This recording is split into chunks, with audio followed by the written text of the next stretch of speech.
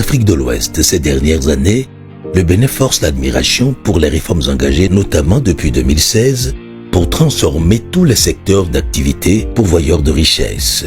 Parmi ceux-ci figure l'agriculture, qui représente 26,3% du produit intérieur brut. Depuis lors, un vent nouveau souffle sur les campagnes car le Bénin a fait le choix d'investir dans son agriculture, ses terres et ses producteurs avec un ratio des dépenses publiques qui dépasse chaque année les 10% du budget général. Loin des images d'une agriculture traditionnelle en difficulté, le Bénin est aujourd'hui une terre d'innovation, de croissance, de fierté retrouvée, illustrée par les performances de 5 filières agricoles que sont riz, soja, ananas, coton et acajou. Depuis 2016, le gouvernement du Bénin s'est engagé dans une politique ambitieuse pour asseoir les bases d'une véritable diversification de la production agricole. Cette diversification s'est basée sur une réforme majeure. C'est la réforme qui a permis de coupler la territorialisation du développement agricole avec la promotion des filières. Le but visé par cette réforme majeure est de contribuer en mettant en valeur les potentialités agricoles des différentes régions du pays au développement équilibré de l'ensemble du territoire. Conformément à cette réforme, cette région appelée pôle de développement agricole ont été identifiées et chaque région est porteuse d'une ou plusieurs filières que nous avons appelées filières locomotives. Et chaque pôle de développement agricole est administré par une agence territoriale de développement agricole dont la fonction est d'assurer la promotion des filières. En dehors de cette réforme majeure, il y a des outils structurants qui ont été mis en place ou qui ont été réformés pour faciliter l'accès des acteurs à des services de qualité. Je peux parler du financement agricole avec le Fonds national de développement agricole. Je peux parler de la mécanisation agricole avec la Société nationale de mécanisation agricole. Toutes ces réformes ont permis au Bénin aujourd'hui de diversifier sa production agricole avec environ une quinzaine de filières locomotives promues. La redynamisation du secteur agricole répond à un autre objectif, l'autosuffisance alimentaire. Et dans ce sens, de nombreuses initiatives ont impacté le rendement de plusieurs spéculations dans le riz. Le Bénin, qui en produisait autour de 200 000, a vu sa production bondir et dépasser les 600 000 tonnes de riz paddy. Grâce à l'irrigation, la mécanisation, la formation des riziculteurs, la subvention de semences améliorées, les plaines rizicoles sont devenues plus fertiles et font la joie des producteurs et consommateurs du Made in Bénin. Autrefois, entièrement dépendant des importations de riz, le Bénin en produit aujourd'hui au point d'alimenter des institutions comme l'Agence nationale de l'alimentation et de la nutrition au profit du programme Cantine scolaire. Dans le cadre de nos activités avec les différents partenaires, nous avons reçu des accompagnements de PROCA via les projets tels que PADAM, également de FNDA. C'est également via FNDA que nous avons pu mobiliser des crédits. Également avec PADAM, c'est des appuis en équipement tels que des trieuses optiques. Il y a également les mini-rizeries par endroit, des épierreuses de riz, également les calibreuses. Il y a également les contrats institutionnels. Cette année, nous avons signé déjà un contrat de 200 tonnes, dont le contrat est déjà bouclé et les produits sont déjà rendus disponibles. Ici, nous sommes sur le site de Glasgow et derrière moi, c'est le stock de Anan que nous avons fait dans ce magasin-là, qui met en place des vues pour les cantines scolaires, c'est-à-dire les écoliers. Sur les 200 tonnes, ici, dans ce magasin, il y a 45 tonnes. Et dans les autres communes, il y a À Tassa, par exemple, il y a 40 tonnes. À Bante, nous avons 80 tonnes. Et à Ouest et Ogoudo, nous avons 35 tonnes, ce qui fait les 200 tonnes que nous avons au profit de Anan. Aujourd'hui, nous remercions le gouvernement. Grâce à ces réformes, aujourd'hui, nous avons augmenté notre capacité de transformation sur le marché. Parmi ces cultures dont la production croissante étonne, il y a aussi le soja. Entre-temps cultivé à petite échelle pour des besoins domestiques, il est passé en un temps record de 140 000 tonnes en 2015 à 650 000 tonnes en 2024. Au titre des mesures à l'origine de cette performance, on peut citer la réhabilitation des plantations de cajou, une pratique culturelle qui permet d'aérer les plantations d'anacarde pour récupérer des milliers d'hectares de terres cultivables pour produire le soja en l'associant sur la même exploitation que le cajou dont il enrichit le sol au profit des deux cultures. Avant les années 2016, on rencontre tellement de difficultés par rapport à la production du soja surtout et de l'anacarde. Non seulement que l'acajou a occupé une bonne partie de la portion cultivable que nous avons dans la commune, ça fait que les autres cultures annuelles que nous produisons, on a tellement de difficultés parce qu'il n'y a plus d'espace.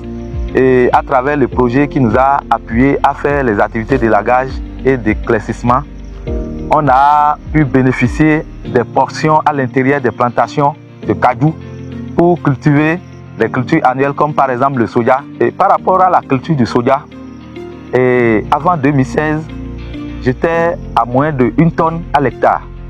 Mais après avoir bénéficié de tous ces atouts, aujourd'hui, la productivité a augmenté et je suis au-delà de 1,5 tonne à l'hectare. Avant 2016, dans mes plantations ici par hectare, je suis à moins de 500 kg par hectare. Mais cette fois-ci, je pense que je prévois déjà avoir cette année récolté au moins 1 tonne par hectare dans ma plantation d'anacarde. Les différentes réformes que nous avons connues dans le monde agricole a fait qu'on a une nouvelle condition de vie. Quand vous rentrez aujourd'hui dans le ménage des producteurs, vous verrez qu'il y a une amélioration. Les producteurs de soja ont bénéficié de beaucoup d'avantages. D'abord par l'organisation des producteurs de soja, par la mise en place des coopératives communales et l'interprofession. Pour la campagne 2025-2026, toutes les CPS et CCPS sur le plan national ont bénéficié de l'appui de l'ISOJA par la mise en place des crédits aux producteurs au niveau de plusieurs institutions de microfinance pour booster la production du soja. Nous remercions le gouvernement de son Excellence, le président de la République, M. Patrice Talon, pour l'appui que nous avons reçu des différents services.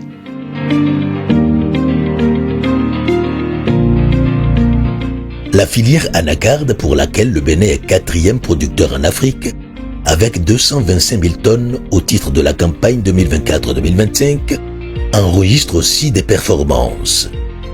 Derrière cette percée, il y a la mise en place d'un programme de réhabilitation des anciennes plantations et l'installation de nouvelles, la formation des pépiniéristes pour la production de plants performants. L'objectif à court terme est d'atteindre les 300 000 tonnes afin d'approvisionner en matières premières les industries locales. Autrefois vendues brutes sur le marché international, la noix de cajou du Bénin ne sort plus. Désormais, elle est transformée à la GDIZ grâce à 5 unités capables de traiter 120 000 tonnes de noix de cajou par an, avec un objectif à court terme de 200 000 tonnes sur la même période. Un choix qui apporte une plus-value à l'économie nationale, créer des milliers d'emplois au profit des jeunes, fiers de voir le cajou du Bénin en produit fini exporté sur le marché international. Ensuite, il y a la disponibilité de semences améliorées, d'engrais et d'intrants subventionnés, la réorganisation des acteurs en coopérative, le renforcement de capacités des producteurs et transformateurs de soja en produits dérivés, la construction de magasins de stockage, les crédits pour l'acquisition à prix subventionné d'équipements agricoles, dont les tracteurs, grâce au Fonds national de développement agricole, qui permet aux sojaculteurs d'emblaver plus de superficie et d'améliorer les rendements.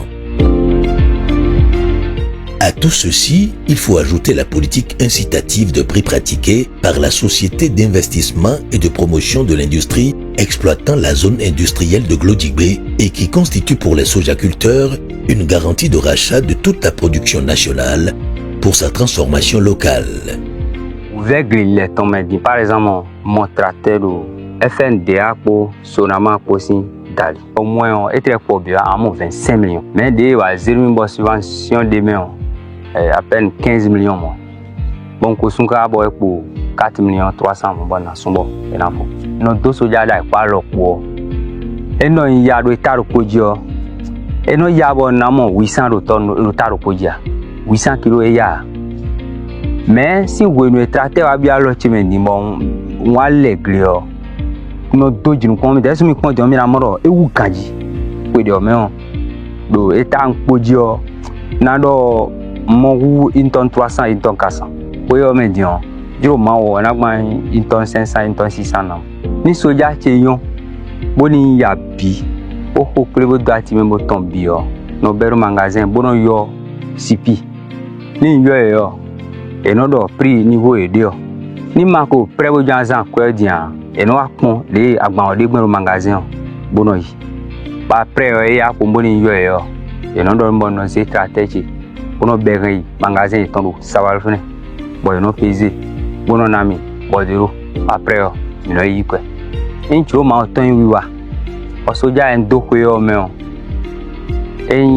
enanu e ba ndi o boni saba ko wa lo che me o nu kon ton sonama si akwe kula lo che me o asun gegede me bode po mvo ma kuma flavor na ebo ko bona gba kwero koro sabalu ni bravo ni ko ni ti agbomio agba ko fune ndogbe nu a che pipa partis talenton do ena cheni bo etre gosin fine dion me na do fune on ena edison level wazo bo eni ma ka no zoro to tonwo akwe zando glo me on mi sukuro mi mo kan de wa ye ko nu mi wu teni ya ma amo ko itonu akwe mi mo eyin la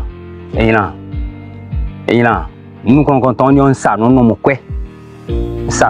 kwe bono yi amo soja we mi no blo me amo soja fe wa bo mi no blo pe de we ne no pe video kilo to enne mo we mi no blo do atisa we gbero po iwa yo mi do me na wa gwa lo ka mi do fi pe de mo mi do to ko jo ko gbero po titan wa o be ko wa tí èmi wá mọ ọrùn fi gbangban ẹ lọ ne ẹ wá gba kọ nu mi lò fi uzu han wa gbo exam te mi o esu po rowe nu mi no sa mo e no di sa alo gugu wa gonu mi o mi wa moro amode mi no da e ko uzu amo si pe but don to ko bijan mo boy no itogudo afi o ka di sa down but don mi tre so sa kilo nko da e no pe ya file edo azome iwe o fine ja mi no de ono sojo boy na azome na mi jana doko ni Patrice Talon do zikpo de o eni le nu kan hu le de gan de vivinu mi me bijan wa to me o jinja yin o blo alode blo ni mi te yon nu le a lo yon le vivinu mi kan.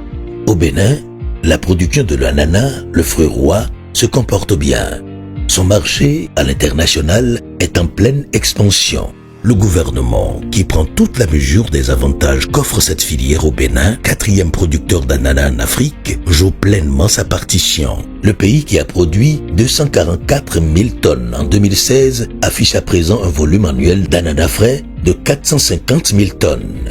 Longtemps cultivé sur les terres du pôle agricole 7, notamment Alada, Tori, Zé, Zivier, Tofo, Serhoué et environ, la production de l'ananas est aujourd'hui en pleine délocalisation vers les zones d'extension identifiées dans le pôle agricole 4. Nous sommes ici dans la commune de Djidja sur une exploitation témoin où nous sommes en train de mettre en place un dispositif pour rassurer les producteurs qu'on peut bel et bien produire de l'ananas dans les zones d'extension. Tel que vous voyez, nous sommes en train d'emblaver une superficie de 100 hectares d'ananas. Et c'est le lieu aussi de remercier la TDA et puis le projet Pacofid qui en son temps nous ont réalisé un peu de dessouchage et labour avec la mise en terre. C'était l'année passée. Du fond du cœur et d'une manière très honnête, je vois une très grande volonté politique d'accompagner les filières.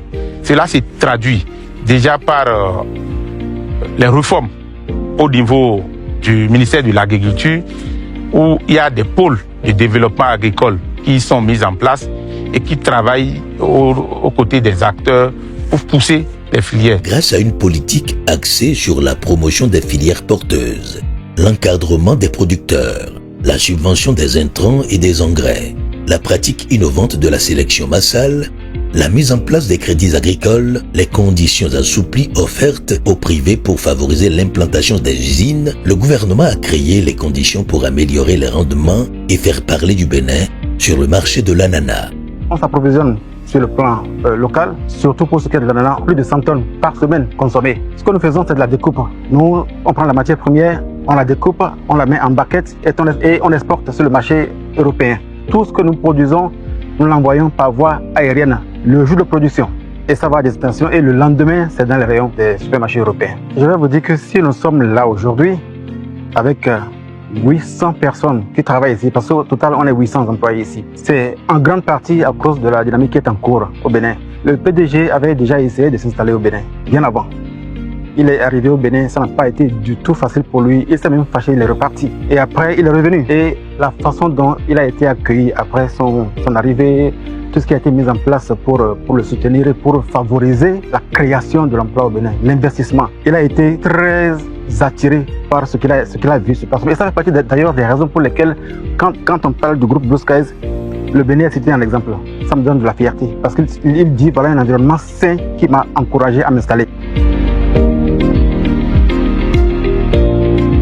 Alors, regardez, à te dire qu'on et galon mi boblo système irrigation mi boblo panneau solaire bo forage po nous jide jadion adana chena mosi tip goma jao adana ona mosi d'ailleurs projet défi akpo Pacofid po ye blo sélection massa no projet mi tonle bon mino iron blo tiri nu adana pevi moyen gros frile bon chobo mino do d'ailleurs mino mo engrais bro ho mo mi tero mo ho engrais de oh, il y a un aton dessous gouvernement dit donc hogan et hogan kakabo mimo engrais mon coton mais au magasin bon mi c'est quoi dio quoi pas vrai dio ménage pour d'ailleurs il faut engrais à 30 000 il faut 25 000 mais dio gouvernement dit donc de quoi pour nous engrais en aton bon nous mi engrais ne mi engrais ne dio et ça besoin mi NPK et besoin mi potasse mi ça ne engrais ne dio ménage on a trop gredi bo adana le na mo nduru dagbe ati akpipa ntoku da zoni azode wala nana se côté o nsi doku ni foa gouvernement dit to eso bondo usine pour ti we gba usine fi do jiblo de gbedi o ti we bloa gouvernement dit to eso bomo usine we ne bo nweyin gudo usine o tole o gouvernement dit to we blo bondo équipement de do ho sabora zo wa dile o gouvernement dit to we zo bomo Nigeria mi no sa ananado o Nigeria no yi agbaro mi si town o aki devo le wa ira no yi aki marché local le bi no yi bruska no yi camion le gbedion camion le o je iwaji bo je anana mi ton le yi don aki yo edo nu kan yiwe anana da yo mi le gele ton aki yo no do tagbaru mi no si sa no wa yi pete amo igbedion aki yo edebo mi no sande mi. Avec l'accompagnement de la TDA et de la FNDA, nous avons pu acquérir des lignes de production modernes de pointe et qui respectent les normes internationales. Par rapport à la matière première, avec la nouvelle politique du gouvernement, grâce à l'appui vers les producteurs, aujourd'hui la matière première est disponible sur le marché et nous pouvons les acquérir de façon très simple. L'entrepreneuriat n'est certes pas simple, mais j'exhorte quand même les entreprises et la place à pouvoir se rapprocher des organismes que le gouvernement a mis en place pour les booster, un tant soit peu dans l'évolution de leurs activités est dans l'augmentation de leur chiffre d'affaires. Quand on s'engage un temps soit peu avec l'État, on finit par avoir le résultat qu'on veut. Nous sommes un plus produit du gouvernement, nous sommes un plus produit de la FNDA qui nous a soutenus depuis le début et qui nous aide au quotidien pour qu'on puisse atteindre nos objectifs. Dans les campagnes, les plaines sont plus vertes et l'ananas béninois a le vent en poupe, avec les variétés telles que l'ananas pain de sucre, une spécialité béninoise qui s'exporte désormais vers plusieurs pays africains, l'Union européenne et l'Asie, avec le respect des normes internationales. Premier pays producteur de coton-graine en Afrique, avec plus de 637 000 tonnes au cours de la campagne agricole 2024-2025, le Bénin mise sur l'or blanc, qui représente à lui seul 40% de son PIB. Le pays qui veut maintenir son rang de leader renforce sa politique de subvention des engrais. Il a d'ailleurs alloué 26 milliards de francs CFA pour soutenir la campagne agricole 2025-2026. L'objectif visé est de maintenir des prix compétitifs pour les agriculteurs, soutenir la filière, renforcer l'intérêt des producteurs, accroître les rendements et assurer la compétitivité du secteur. Actuellement, les intrants sont subventionnés en nous réduisant le coût à 100 francs par flacon ou bien par litre des insecticides. Par rapport à ça, même si on associe, on rassemble maintenant les 100 francs par litre ou bien par flacon de produit, vraiment c'est très important. Je faisais le coton avant, je trouvais au moins 1,5 tonne à l'hectare ou 1 tonne 200 comme ça. Mais actuellement, je suis sûr que je peux avoir plus de 2 tonnes ici. Si la production marche, l'apport de l'argent, là, ce serait rapide. Et si vous avez de l'argent, vous êtes obligé d'investir. Même ici, c'est ma femme. Si je vous montre ma maison en tant que salle comme ça, vous allez dire que non, c'est pas moi. Bon, même si vous allez en ville, ça, on ne va même pas vous montrer ça. D'abord, déjà à l'entrée, en tout cas dans la commune, il n'y a pas un arrondissement qui n'a pas une école, collège. Et c'est les producteurs eux-mêmes qui ont construit ça. Et bien construit, bien clôturé avec la résidence du directeur, avec le bureau des professeurs dans toute la commune de Banikoa, tous les arrondissements. Ça fait que la ville même jusqu'aux hameaux ont changé. C'est grâce au président, M. Patrice Talon. Avant son arrivée, Banikoa n'était pas comme ça. Les subventions, la réorganisation des acteurs en coopérative et leur encadrement, la modernisation des usines d'égrenage, ainsi que les crédits aux producteurs pour l'acquisition d'équipements agricoles constituent des mesures qui assurent sur la durée la disponibilité de la matière première pour l'exportation et surtout la transformation au plan local pour la création des emplois, notamment au sein de la zone industrielle de Glodjibé, GDIZ. Fleuron de l'économie béninoise en pleine expansion, la GDIZ dispose de 3 unités intégrées capables de transformer 40 000 tonnes de coton par an, un volume qui représente 12% de la production nationale. Cela signifie que plus de 80% de coton béninois est toujours exporté sous forme brute. Face à cela, le Bénin se fixe un objectif à court terme, déployer jusqu'à 30 unités intégrées pour transformer presque la totalité du coton produit.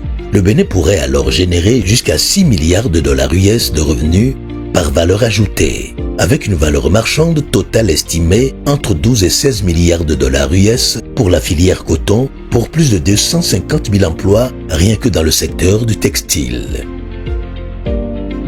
Les performances enregistrées par le Bénin au niveau du secteur agricole ces 10 dernières années font écho et lui valent des distinctions sur la scène continentale. Au terme du processus de la 5e revue biannuelle de cet engagement pris par les chefs d'État et de gouvernement à Malabo, le Bénin obtient la note de 7,15 sur 10.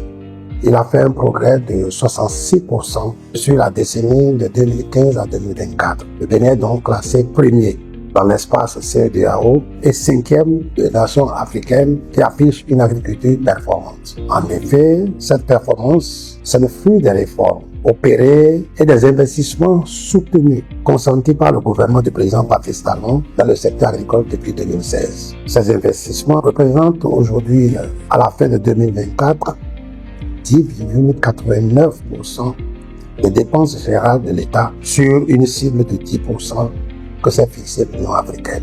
C'est d'abord et avant tout une planification rigoureuse. C'est parce que nous avons, le président a une vision très claire de développement à faire et de modèle économique que nous avons choisi pour le faire. La deuxième chose, c'est le suivi rigoureux de cette planification et la mise à disposition des facteurs essentiels. Le premier de ces facteurs, c'est les intrants qu'il faut pour notre agriculture. Le second, c'est aussi la mécanisation, la modernisation de notre agriculture. Le troisième facteur auquel nous sommes attaqués résolument aujourd'hui, c'est la maîtrise de l'eau. Les implications sur la vie des exploitants, en effet, de 2016 à ce jour, nous avons plus de 300 000 emplois générés. Au niveau de l'exploitation même, nous avons atteint un revenu moyen de 215 000 pour les petits exploitants et de 1 280 000 pour les gros exploitants. La production brute est une chose, mais la transformation agroalimentaire crée des chaînes de valeur et renforce la résilience économique. Nous devons travailler pour que notre soja, le cajou, l'ananas et que sais-je encore subissent des transformations agroalimentaires, créer de la valeur, créer plus d'emplois et permettre la résilience de notre économie. L'investissement dans le secteur agricole devient une réalité. Les demandes sont fortes. L'éligibilité des candidats à des financements maintenant est devenue une chose beaucoup plus aisée que par le passé. J'ai la conviction ferme que tel que nous sommes partis, on nous imitera, mais on ne l'atteindra pas facilement. La terre béninoise porte les fruits d'un choix stratégique, celui de croire en ses ressources, en ses filles et fils, en ses bras valides, en ses terroirs. La révolution agricole, sans aucun doute, est en marche, et fière de ses performances, elle trace les sillons vers un avenir meilleur.